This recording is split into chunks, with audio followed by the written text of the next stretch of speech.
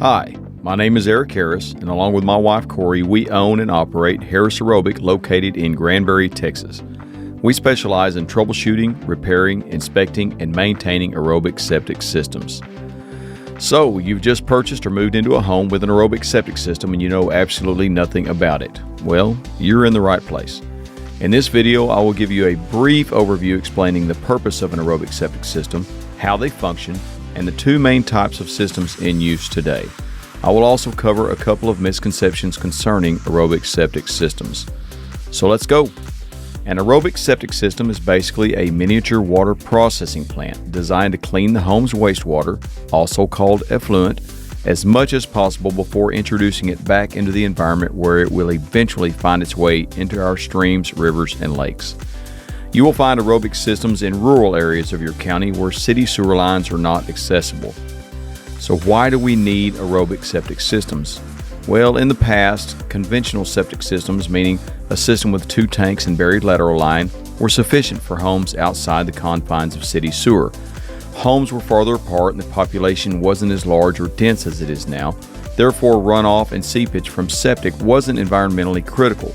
But as the population increases and more folks find themselves in rural areas, well, all of that water and waste has to go somewhere.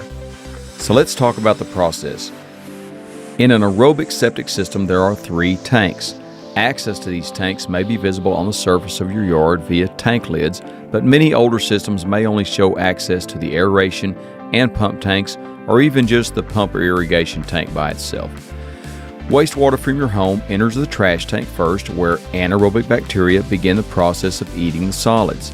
Anaerobic bacteria do not like oxygen and they emit smelly gases. Lighter solids flow through to the next tank called the aeration tank. Now, near your control panel, you will notice a small compressor, also called an aerator or air pump, which runs 24/7. It is typically under a concrete or plastic cover. There are various types of air pumps. Most newer systems use a linear pump, but many older systems will have a rotary vane pump. If you don't see an air pump near your control panel, there are a few systems that place it under a lid near the tanks. If one of your lids has a little green air vent on top of it, this is an indication of where the pump is. There is one other type of aerator, pictured here, that is located at the tanks and will be found under a concrete lid with a green air vent to mark its location. No matter the type, all of these air pumps have the same function: to supply oxygen to the aeration tank. The air line runs all the way to the bottom of the aeration tank to a diffuser, much like the small stone diffuser in a fish tank that you see all the bubbles coming out of, but instead of providing oxygen for fish, this air pump is supplying oxygen for aerobic bacteria. You see, aerobic bacteria thrive in a highly oxygenated environment. Aerobic bacteria do the same thing that anaerobic bacteria do. They eat solids. But unlike anaerobic bacteria, aerobic bacteria do not emit gases. Now, from the aeration tank, the effluent flows into the irrigation or pump tank, which contains your effluent pump, bleach or chlorine dispenser, and associated floats to activate the pump or alarm circuit, and from here it is pumped out to your drain field. Now, there are 2 main types of aerobic systems. There are spray head systems that utilize sprinklers to disperse the effluent above ground and rely heavily upon evaporation as part of the process. And then there are drip systems that use a flexible poly drip line buried underground with a predetermined length of drip line according to the projected load that will be placed on the system. Both systems have strengths and weaknesses that I will go over in later videos, but for now, let me address 2 misconceptions that I hear a lot when educating folks on their system.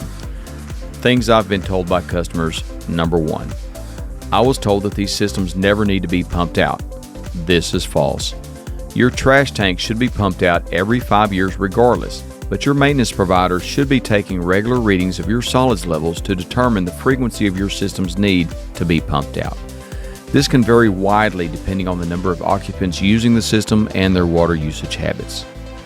Number 2, I was told the water should be so clean that you could drink it when it comes out of the sprinklers. I've been told this one several times alarmingly, and this is definitely false. Sprinkler heads are marked with purple to denote non-potable water, meaning no, do not drink it. Avoid it when spraying. Do not water your garden with it, and please don't allow the kids to play in the septic sprinklers. Now, there are many variations to both systems and many more details that I will cover in future videos. This has been a very basic overview of the operations of your aerobic septic system. The subject of alarms will be covered in a future video. I hope this one has given you a little more insight into your aerobic system. Please reach out to me if you have any questions or concerns about your system. You can find us online at harrisaerobic.com. Look us up on Facebook and Instagram, and please like and subscribe for more lessons and information about your aerobic septic system.